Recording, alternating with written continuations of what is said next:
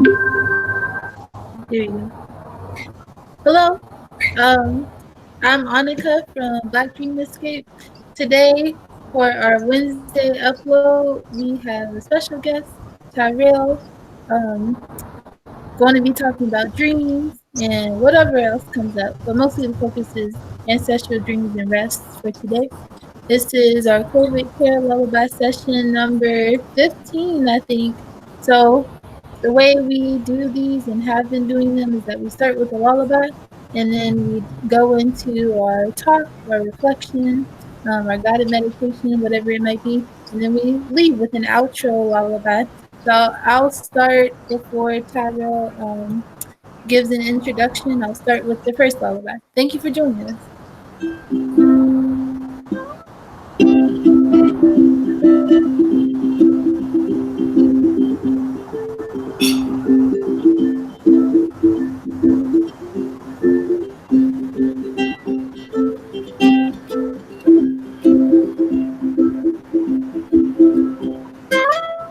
All this beauty, all this sound, nowhere to go but down. So again, today we are talking about ancestral dreams and rest. And Tyrell graciously agreed to talk about that because that is his line of work. Um, and he can tell you more about what he does. But Tyrell, you want to take the floor or the chat room? Yeah. So as Anika said, my name is Tyrell Blackmoss. My name is also Queen Firebreath, so that is my title and my name within the temple that I'm a part of in South Africa, Iana Temple in South Africa. I am an elder, and my title of Queen, Quing, is an androgynous title or a dual gender title, and the folks with that title in my temple are elevated to a higher level, and our most supreme elder in the temple is also our queen mother, and she is a female king, is how queen is defined for her. So with all of that, I am a dream worker, which means that I support people through understanding their individual and lineage dream medicine, the ways that their ancestors or spirit guides or their higher self are connecting with them through their dreams and offering them medicines and tools to navigate modern day society, navigate their emotional landscapes, navigate, the political climate that's happening, all types of things like that. What else about me? I also am an artist. I sing lullabies. I create installations. I make these beautiful herbal arrangements. This is new, and I'm very excited about it. Yeah, I feel like that's a good intro of me. That's great. Yeah, I feel like everyone knows you now. They know about you. So, just to kind of get the conversation started, if I am new to dream work and also am just deeply interested in connecting with my ancestors through dreams, what's kind of the first thing I should be aware of? Or what do I need to keep in mind as a template for that journey? Yeah, so the first thing that I start with in my classes is, sorry, y'all, I'm eating breakfast. The first thing that I start with in my classes is sleep hygiene, spiritual hygiene, and then physical hygiene of your physical body and also the space that you're in. So it's likely that your ancestors or anybody's ancestors are already trying to communicate with them, particularly if they are of a ethnicity that has traditionally over time practiced ancestral veneration. Folks' ancestors are used to being able to communicate with the living parts of their lineage. So likely your ancestors are already trying to communicate with you in your dreams, and you may not be able to remember them, you may not be able to understand your dreams, They may be confusing, they may be scary, etc. And so the first step in starting to navigate whatever it is that you're dreaming about is to clean. And you can choose what is the easiest way for you to start cleaning. Is that a regimen of taking a shower every day or taking a shower every other day? Is it a regimen of washing your hair and keeping your hair clean? Are you able to, start to clean up your bedroom or keep the kitchen clean or keep different areas of your house clean? If all of those things, you're in a space where all of that is good for you, like you have a really great physical hygiene, your house is always really clean, then maybe you want to start with some sleep hygiene and creating a protocol for yourself to figure out what are the steps that you're taking before you go to bed. So are you maybe limiting your screen time before you go to bed? Are you maybe making sure that you're not hungry before you go to bed and having snacks available? Maybe you have a poem that you've written for yourself that you read to yourself every night before you go to bed. Or maybe you have like some quiet music that you like to listen to before bed. And like really thinking about yourself as like a young person who needs assistance to, transition to a sleeping state. And if that's something that you're all good with, then maybe you want to start with some spiritual hygiene.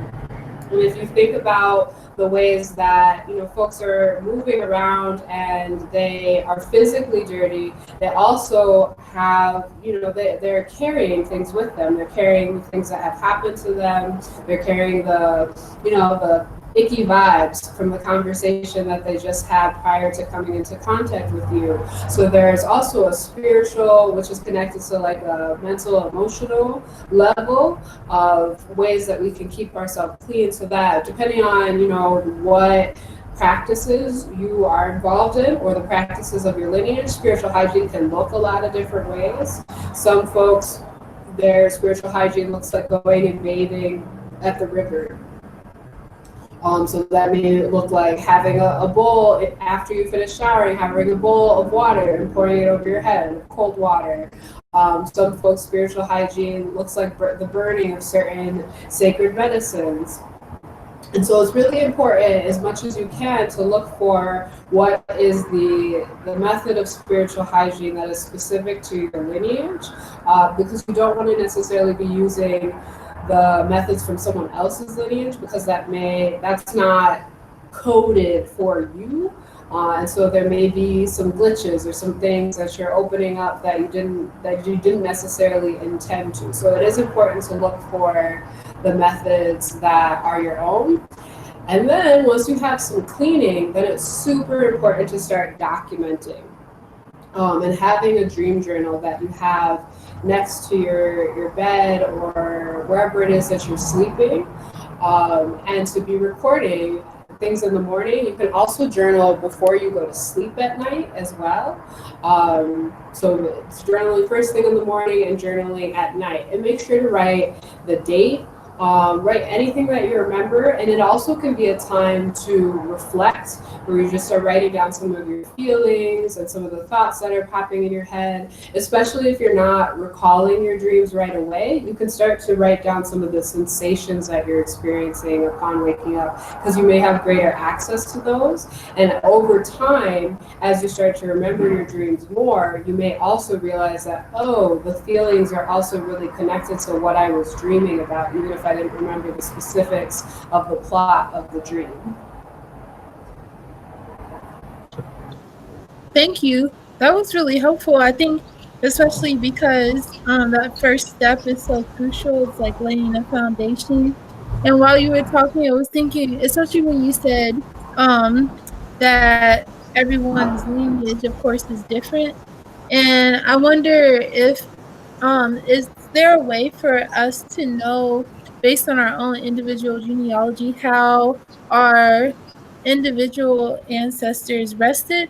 And how would you, I guess, advise someone in figuring out how, like, their great-great-grandmother would rest, depending on their location or, like, their lifestyle? I guess I'm just, like, curious about your thoughts about how that would go. Yeah, so a lot of indigenous people's traditions are passed orally. So if you know like, who your great grandmother was, and you know who her people were, and you know maybe like the location that she grew up or they grew up, definitely finding stories, asking stories of, if you have any living relatives who might remember stories, even if you are able to connect with some people from that area, they might also have stories, and the stories may look like, oh, I don't really know, but they were on the porch every Sunday or something like that. It may not necessarily look as protocol based as like the methods that I just said, or when she got really stressed because her husband was nagging her a lot, she would go out to the garden or something. Like, the stories may look like that.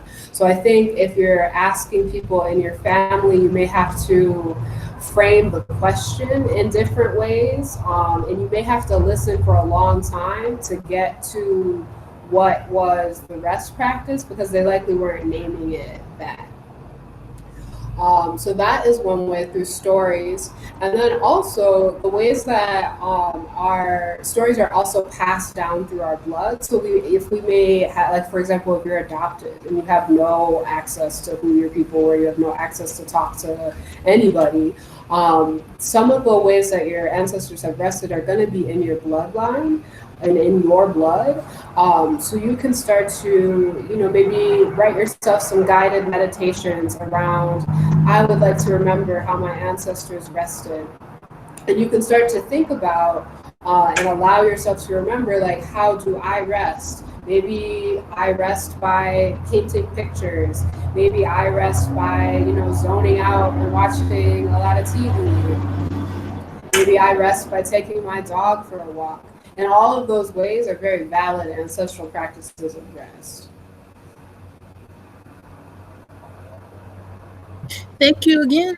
I think it sounds like a journey. Like you were talking about going slow, listening to the stories with intention, and really like being in the story, or just kind of translating it to what it might mean for you now.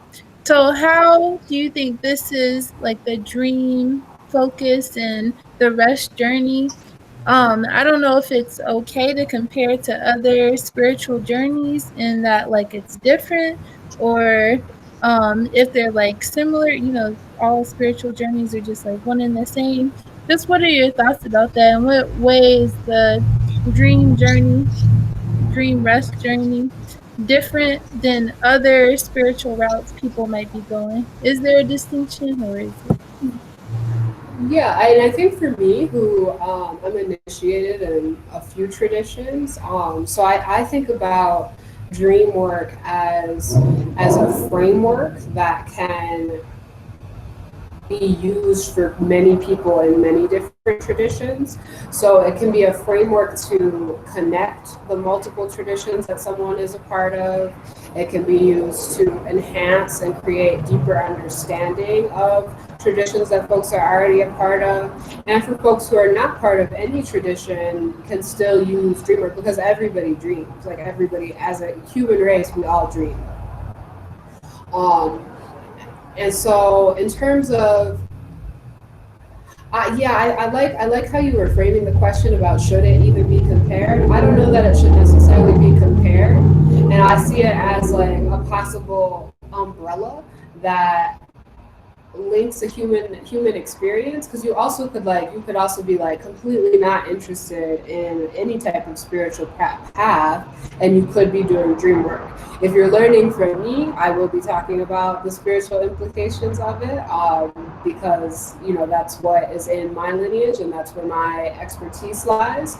And I have noticed that some folks who are not speaking about dreams from a spiritual perspective are missing very valuable parts of the information. And sometimes they're teaching practices that are ancient practices that have a spiritual framework and have spiritual protocols that are very necessary for keeping people safe, and also not impacting people's lives in a negative way. So I think sometimes all of the times that I have worked with someone who doesn't have a spiritual practice attached to the way that they're teaching about dreams, it has been detrimental to me, and I have felt stressed. I've heard stories from other people about, creating nightmares for themselves. And if you're creating a nightmare for yourself while you're sleeping, that nightmare is gonna like manifest in some type of way while you're awake. Whether most simply, it could just be that you're tired throughout the day because you weren't sleeping well.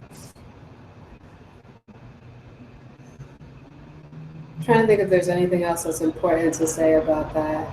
Um, yeah, and dream practices, are really coming from really ancient practices that traditionally have been taught to people who were some type of leader in the community. So whether they be the warriors, whether they be the medicine person of the space, like the dream practice or something that has been considered sacred and something that was taught to leaders in the community, and then it's also something that has been preserved through families. So generally or historically, dream practices are passed down through families. So it may not be secret per se, but it's also not something that people are talking about outside of their family.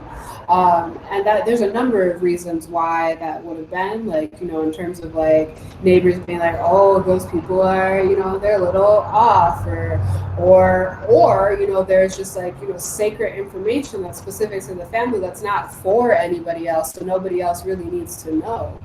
And there are definitely, indigenous cultures today where you don't share your dreams with anybody outside of your family ever.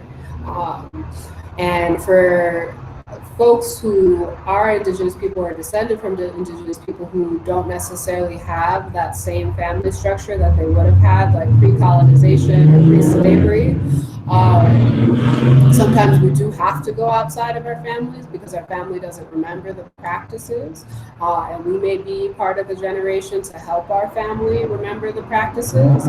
But even in that, it's still important to be careful about who you tell your dreams to. So, if our dreams are messages from our ancestors and if our dreams are medicine specific to our lineage, like that's not information that everybody needs to know.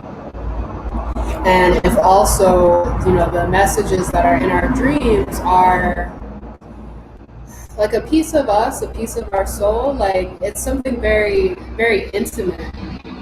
You don't necessarily, that's not something that you should necessarily be sharing with a stranger, not something that you should necessarily be sharing like really out in public with a lot of people. And for also for people who have prophetic dreams or dreams that, come true or happen or are of the future, sometimes to tell the dream too soon is like, it's like having a little baby sprout come up out the dirt and then like leaving the sprout out in the sun, like a direct sunlight, or like by a busy road, and then the sprout gets trampled and doesn't have a chance to flourish and grow into the tree that it's supposed to become.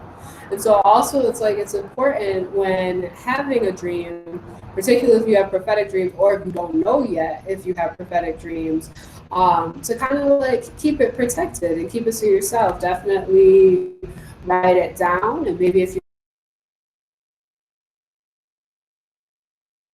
have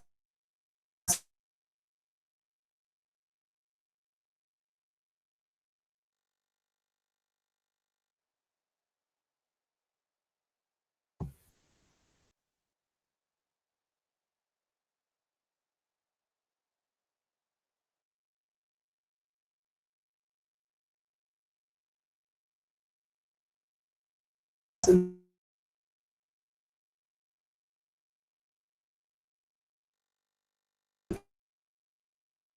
people around you trust.